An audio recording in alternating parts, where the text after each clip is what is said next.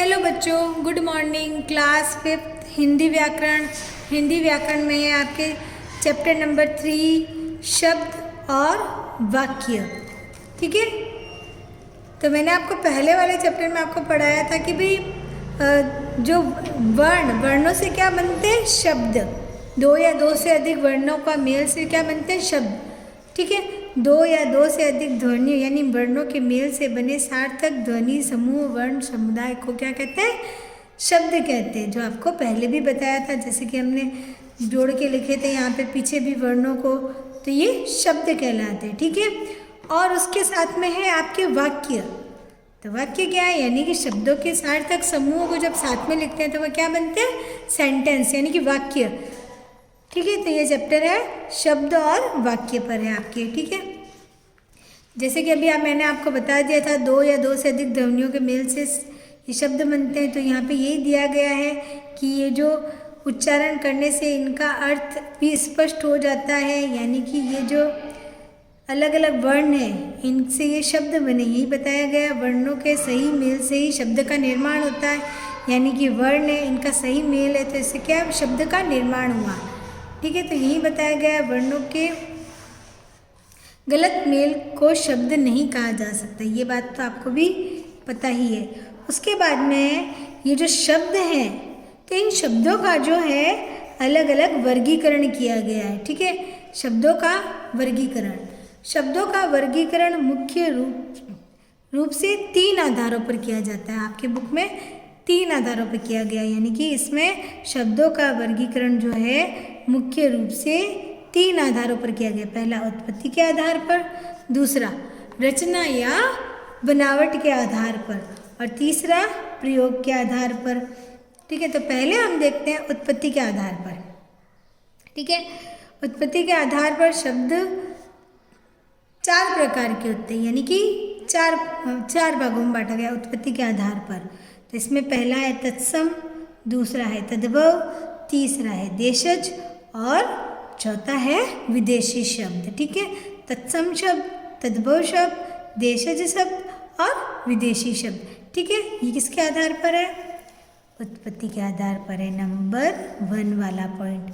ठीक है, ये देखते हैं हम। तो सबसे पहले हम देखते हैं तत्सम शब्द। तत्सम शब्द क्या होते हैं, तत्सम शब्द वे शब्द होते हैं जो संस्कृत भाषा के वे शब्द जो हिंदी में भी अपने मूल रूप में उपयोग किए जाते हैं।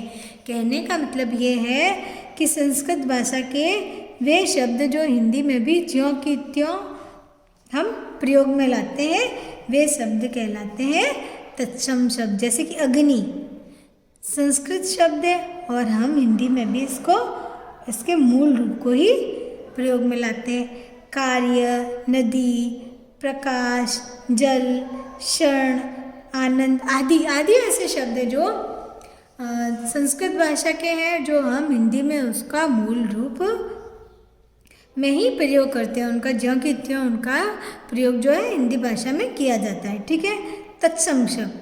ठीक है, अब तद्भव शब्द भी, अब देखो सेकंड वाला जो है तद्भव शब्द, ये तो आपके तत्सम था, अब है तद्भव शब्द, यानी कि संस्कृत भाषा के वे शब्द जो हिंदी भाषा में अपना रूप बदल कर प्रयोग किया जाता है। यानी कि वे शब्द होते हैं तो संस्कृत भाषा के हैं, लेकिन उनका हिंदी भाषा में उनका अपना रूप बदल कर प्रयोग किया जाता है, तो उन्हें क्या कहते हैं, तद्भव शब्द। क्या कहते हैं, तद्भव शब्द। यानी कि संस्कृत भाषा के जो शब्द होते हैं वे तो हिंदी में यूज़ किए जाते हैं, तो उनको तद्भव शब्द, तत्सम शब्द कहते हैं, यानी कि उनको ज्यों की त्यों लिखा जाता है।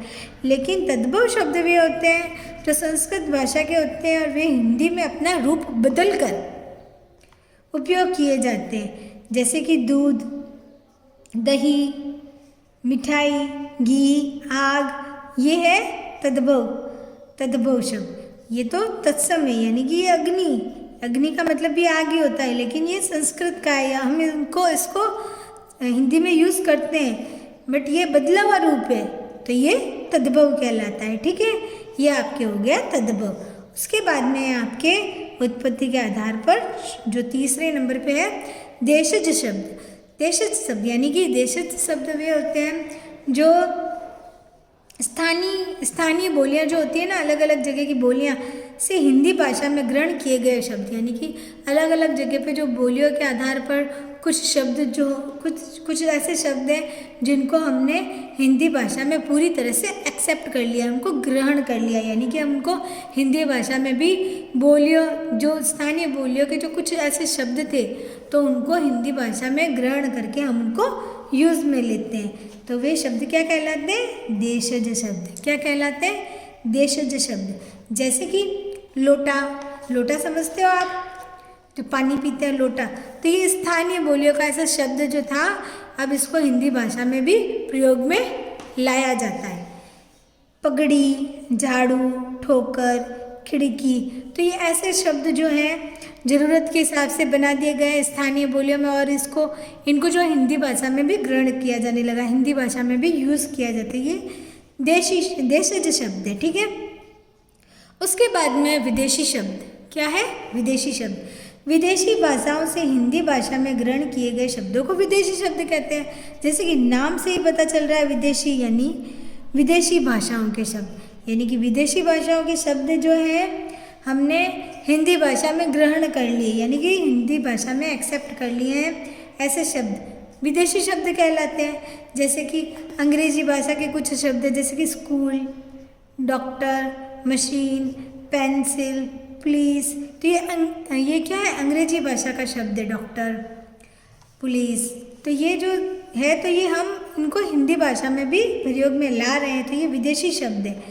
अरबी, फारसी भाषा से है, ये सारे शब्द जो है अरबी और फारसी भाषा से, कागज़, खून, हज़ार, ज़मींदार, फ़कीर, और ये बाकी जो है पुर्तगाली शब्द, पुर्तगाली भाषा से है, ठीक है। अलमारी, गोदाम, साबुन, पादरी, तो ये शब्द जो होते हैं विदेशी शब्द कहलाते हैं, ठीक है।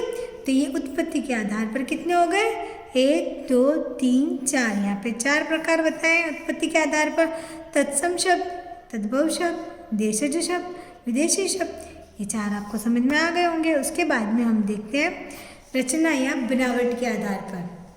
इसको रचना के आधार पर भी बोल सकते हैं या बनावट के आधार पर भी बोल सकते हैं, ठीक है। ये आपके है पेज नंबर 17 पर है। रचना के आधार पर शब्द 3 प्रकार के हैं। कितने? 3 प्रकार के हैं। रचना का आधार है ये, पहला है रूढ़, दूसरा है यौगिक शब्द, तीसरा है योग रूढ़ शब्द, ठीक है। ये बनावट के आधार पर है। तो सबसे पहले हम देखते हैं रूढ़ शब्द।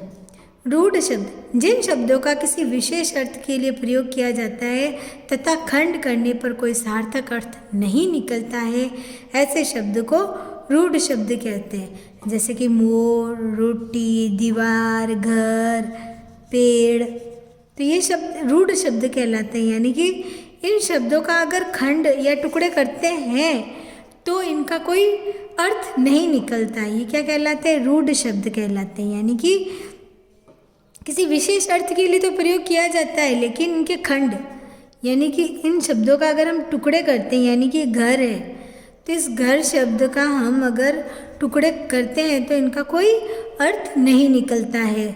तो ये खंड करने पर कोई सार्थक अर्थ यानी कि कोई अर्थ के साथ इनका कोई भी अर्थ ना निकलता है, वे क्या कहलाते हैं? रूढ़ शब्द।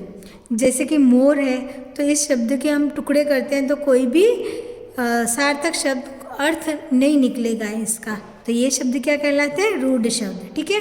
उसके बाद में यौगिक शब्द ले लो, तो सेकंड वाला जो है यौगिक शब्द, 2 या 2 से अधिक शब्दों के योग से जो शब्द बनते हैं, यानी कि 2 या 2 से अधिक शब्दों के मेल से जो शब्द बनते हैं वे क्या कहलाते हैं? यौगिक शब्द, ठीक है। इनके खंड करने पर प्रत्येक खंड से कोई ना कोई सार्थक अर्थ अवश्य निकलता है, यानी कि इन शब्दों को अगर हम टुकड़े करते हैं तो कोई ना कोई अर्थ उसका जरूर निकलेगा। जैसे कि आप देखते हैं यहाँ पे आपके उदाहरण दिया गया है सब्जी वाला, तो ये क्या है? सब्जी वाला यौगिक शब्द है, यानी कि 2 शब्दों के मेल से, सब्जी अलग है और वाला अलग है, ठीक है। तो ये 2 शब्दों के मेल से बना है तो यौगिक शब्द कहलाता है। और इन दोनों के अगर आप अलग अलग टुकड़े करते हैं तो अलग अलग अर्थ निकलते हैं। जैसे पुस्तक आलय, आलय का मतलब स्थान भी होता है, पुस्तक का मतलब आप समझते ही हैं ये पुस्तक है, और आलय जगह जो होती है, स्थान, जगह, कुछ भी आप बता सकते हैं। तो ये पुस्तक आलय, तो दोनों का अलग अलग टुकड़े करने पर निकला अर्थ निकलता है, तो ये यौगिक शब्द है, पुस्तकालय। रेल गाड़ी, तो ये रेल अलग है, गाड़ी अलग है, तो इन दोनों का अलग अलग मतलब निकलता है। पाठशाला, भोजनालय, ऐसे अलग अलग शब्द है। तो ये विद्यालय, तो ये अलग अलग शब्द जो कहलाते हैं यौगिक शब्द कहलाते हैं। विद्यालय यानी कि विद्यालय, ठीक है, ये हो गए यौगिक शब्द। उसके बाद में है आपके योग रूढ़ शब्द। दो शब्दों के योग से बने किसी विशेष अर्थ का बोध कराने वाले शब्दों को क्या कहते हैं?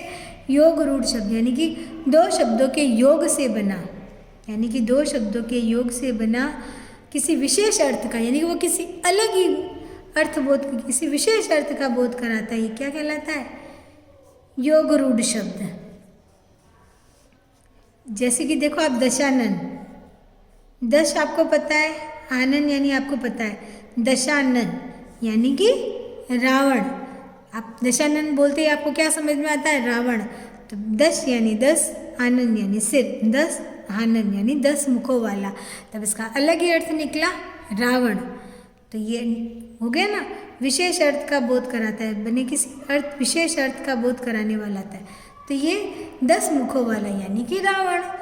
नीलकंठ यानी कि नीला, और कंठ यानी गला, यानी नीले कंठ वाला। तो कौन है नीलकंठ? शिव जी, यानी कि किसी विशेष अर्थ का बोध करवाने हैं, अर्थात शिव जी। नीलकंठ, नील अलग शब्द है, कंठ अलग है, दोनों अलग है, दो शब्दों के योग से बने किसी अर्थ, विशेष अर्थ का, तो शिव जी। लंबोदर यानी लंबा उदर, लंबा यानी लंबा, बड़ा, बड़े पेट वाला, अर्थात गणेश जी। ठीक है, तो ये योग रूढ़ हो गए। रूढ़ शब्द, यौगिक शब्द और योग रूढ़ शब्द। ठीक है, ये आपके 3 हो गए। उसके बाद में है आपके प्रयोग के आधार पर। क्या है? प्रयोग के आधार पर तीसरा पॉइंट। प्रयोग के आधार पर शब्द 2 प्रकार के होते हैं, विकारी और अविकारी। ठीक है, सबसे पहले हम देखते हैं विकारी शब्द। जिन शब्द में लिंग, वचन, कारक के अनुसार परिवर्तन आ जाता है, ये विकारी शब्द कहलाते हैं। विकारी शब्द यानी उन शब्दों में परिवर्तन आता रहता है, जैसे कि लिंग, लिंग के अनुसार, जैसे लड़का, लड़की, तो यहाँ पे शब्द में परिवर्तन आ गया। अगर वह पुल्लिंग होगा तो लड़का, स्त्रीलिंग होगा तो लड़की, तो ऐसे शब्दों में परिवर्तन आता है। वचन के अनुसार देखें तो एक होगा तो लड़का, तो बहुवचन होगा तो लड़के, तो यानी कि इन शब्दों में परिवर्तन आता रहता है, तो ये विकारी शब्द कहलाते हैं। यानी कि इनका जो है कारक के अनुसार, लिंग के अनुसार, वचन के अनुसार शब्दों में परिवर्तन आ जाता है इन शब्दों के अनुसार, तो वे शब्द विकारी शब्द कहलाते हैं, जिनमें परिवर्तन आता है। और इनमें क्या है? संज्ञा, सर्वनाम, क्रिया, विशेषण विकारी शब्द हैं। विशेषण भी आप ले लो, क्रिया भी आप ले लो, जैसे कि जा रहा है, जा रही है, तो ये क्रिया के अनुसार उसमें परिवर्तन आ रहा है। ठीक है, और विशेषण शब्द ले लो, हरा, हरी, हरा पौधा, हरी फ्रॉक, तो हरा, हरी, ऐसे विशेषण के आधार पर भी शब्दों में परिवर्तन हो रहा है, तो ये विकारी शब्द है। और अविकारी शब्द वे कहलाते हैं जिन शब्दों में लिंग, वचन, कारक के अनुसार कोई परिवर्तन नहीं होता है, तो वे अविकारी शब्द कहते हैं। जैसे कि क्रिया विशेषण के अनुसार, संबंध बोधक के अनुसार, संबंध बोधक है, समुचय बोधक है, विस्मयादि बोधक है, इनके अनुसार भी ये शब्द क्या है? अविकारी शब्द, यानी कि इनसे जो है, जैसे कि और है शब्द, के सामने, के आगे, ऐसे इसमें, जैसे कि वाह, विस्मयादि बोधक में आते हैं। और शब्द ले लो, जैसे कि और लड़का, और लड़की, तो ये और जो है बीच में, ये अविकारी शब्द है, तो इनमें कोई ये हम आगे देखेंगे कि क्रिया विशेषण है, संबंध बोधक है, समुचय बोधक है, विस्मयादि बोधक है। ये अविकारी शब्द जो है हम आगे चैप्टर में अच्छे से पढ़ेंगे। ठीक है, तो आप आज इतना ही देखें कि भाई वे शब्द जिनमें लिंग, वचन, कारक के अनुसार परिवर्तन आ जाता है, वे विकारी शब्द होते हैं, और जिन शब्दों में लिंग, वचन, कारक के अनुसार कोई परिवर्तन नहीं होता, वे अविकारी शब्द है। आज आपको इतना ही याद रखना है बाकी वाले हम आगे वाले चैप्टर्स में देखेंगे, ठीक है। उसके बाद में आपके वाक्य, क्या है वाक्य। तो वाक्य आपको पता है किसी भाव या विचार को पूर्ण रूप से प्रकट करने वाले जो पदों का सार्थक शब्दों का जो समूह होता है उन्हें क्या कहते हैं, वाक्य कहते हैं। और वाक्य के दो अंग होते हैं, कितने, दो, उद्देश्य और विधेय। क्या है, उद्देश्य और विधेय, जो वाक्य के दो अंग है। तो पहले आप देखते हैं उद्देश्य। वाक्य में जिसके विषय में कुछ कहा जाता है उसे उद्देश्य कहते हैं, यानी कि जिसके विषय में जो कुछ कहा जाता है वे क्या होते हैं, उद्देश्य। जैसे कि मछलियाँ तालाब में तैर रही है, तो अब इसमें किसके बारे में कहा जा रहा है, मछलियों के बारे में कहा जा रहा है। तो मछलियाँ क्या है, इसमें उद्देश्य है, ठीक है। वाक्य में जिसके विषय में कुछ कहा जाता है वे उद्देश्य कहलाते हैं। अब उद्देश्य को कर्ता भी कहा जाता है क्योंकि वाक्य में उद्देश्य कार्य करने वाला होता है। ये तो आपको भी पता है, कर्ता जो है वाक्य में जो भी करता है वह उद्देश्य है, ठीक है। और विधेय क्या होता है, वाक्य में उद्देश्य के विषय में, यानी कि उद्देश्य के विषय में जो कुछ बात कही जा रही है तो वह क्या होती है, विधेय। यानी कि तितलियाँ उड़ रही है, तो इसमें तितलियाँ तो क्या है, उद्देश्य, क्या है, उद्देश्य। और विधेय क्या है, उड़ रही है, क्या है, उड़ रही है, क्योंकि तितलियों के बारे में जो कुछ कहा जा रहा है तो ये क्या हो गया, विधेय। जैसे कि इस सेंटेंस में भी देखिए, मछलियाँ उद्देश्य है लेकिन विधेय क्या है, तालाब में तैर रही है, ठीक है। ये आपके हो गया उद्देश्य और विधेय। ये आपको याद रखने वाली बात है, दोनों पॉइंट आपको याद करने हैं। वाक्य के दो अंग होते हैं, उद्देश्य और विधेय। वाक्य में जिसके विषय में कुछ कहा जाता है उद्देश्य, और वाक्य में उद्देश्य के विषय में जो कुछ कहा जाता है वे क्या होते हैं, विधेय, ठीक है। अब देखते हैं हम यहाँ पे आपके दिए गए हैं वाक्य। रामू गाय चराता है, तो इसमें पूरे सेंटेंस में रामू क्या है, उद्देश्य। हर्षिता गीत गा रही है, हर्षिता क्या है, उद्देश्य। और बाकी वाला वाक्य क्या है, विधेय, ठीक है, क्योंकि यहाँ पे जिसके विषय में कुछ कहा जाता है वह होता है उद्देश्य, ओके। उसके बाद में अब देखते हैं वाक्य के प्रकार। ये सब आपको समझ में आ गया होगा। वाक्य के प्रकार देखते हैं। अर्थ के आधार पर वाक्य के 8 प्रकार होते हैं। कितने होते हैं, 8 प्रकार होते हैं। एक तो होता है साधारण वाक्य, जो जिन वाक्यों में काम का सामान्य रूप से होना या करना पाया जाए, यानी कि सामान्य सरल वाक्य का, इनको सरल वाक्य भी कह सकते हैं आप।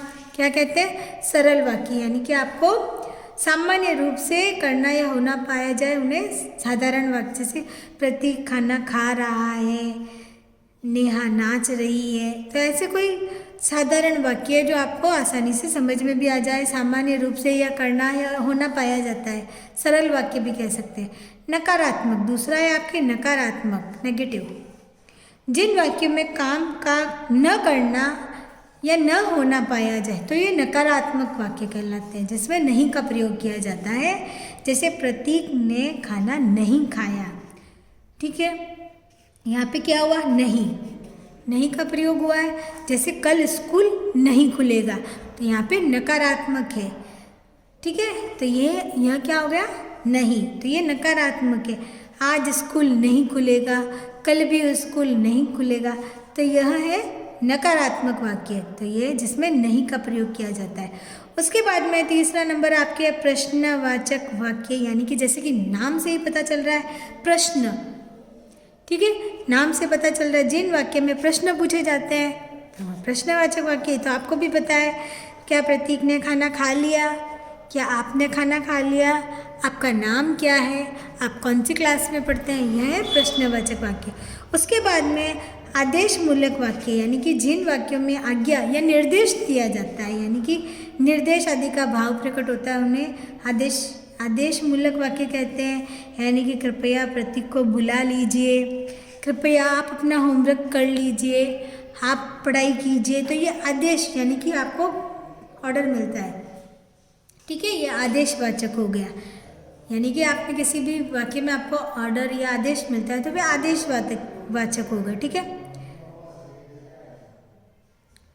उसके बाद में संदेहबोधक, ठीक है, जिसमें संदेह हो। जिन वाक्यों में हमें संदेह या शक का बोध होता है तो वे संदेह बोधक होते हैं। शायद प्रतीक घर आ गया होगा, शायद कल स्कूल खुलेगा, शायद अब कभी नहीं खुलेगा, या शायद खुल भी सकता है। तो ये स्कूल, तो ये हो गया शायद, जिसमें शायद यानी संदेह, शक है। तो ये संदेह वाक्य, संदेह बोधक है। ठीक है, संदेह बोधक वाक्य है जिसमें आपको किसी काम का शक हो, किसी बात का या संदेह हो। शायद आज बरसात होगी, तो ये शायद है। फिर है संकेतवाचक, जिन वाक्यों में किसी शर्त की ओर संकेत किया जाए, यानी कि किसी शर्त की ओर संकेत किया जाए, उन्हें संकेतवाचक, यानी कि जैसे आप देखिए, यदि प्रतीक तेज चलता है तो हम विद्यालय समय पर पहुंच जाते हैं, यानी कि आप संकेत कर रहे हैं, यानी कि अगर ऐसा होगा तो ऐसा होगा, यदि आप मेहनत करोगे तो सफल हो जाते। तो ये संकेतवाचक है, शर्त के अनुसार है। ठीक है, उसके बाद में हम देखते हैं विस्मयादिबोधक, जिन वाक्यों में आश्चर्य, घृणा, शोक, हर्ष आदि का भाव प्रकट होता है, विस्मयादिबोधक वाक्य कहते हैं। जैसे कि देखो, ओह बड़े दुख की बात है, तो इसमें क्या आश्चर्य है। और घृणा देख लो, छी कितना गंदा है। हर्ष का देखो तो वाह, शाबाश तुम प्रथम आए। तो ऐसे जो भाव प्रकट करने वाले जो होते हैं वाक्य, वे क्या कहलाते हैं? विस्मयादिबोधक वाक्य। ठीक है, उसके बाद में इच्छावाचक वाक्य, जिन वाक्यों में किसी इच्छा का बोध होता है, इच्छावाचक वाक्य कहलाते हैं। इसमें ईश्वर तुम्हें सफलता प्राप्त करवाए, तो ये जैसे कि किसी को आशीर्वाद वगैरह देते हैं तो उसमें क्या होता है? इच्छावाचक वाक्य होते हैं वे, ईश्वर तुम्हें सफलता प्राप्त करवाए, तो ये इच्छावाचक वाक्य है। भगवान करे तुम सफल हो, ऐसे जो वाक्य होते हैं इच्छावाचक होते हैं। ठीक है, ये आपको जो शब्द और वाक्य वाला जो चैप्टर जो है आपके कंप्लीट हो गया है। इसके जो अभ्यास प्रश्न हैं हम अगले वीडियो में करेंगे। ठीक है, थैंक यू बच्चों।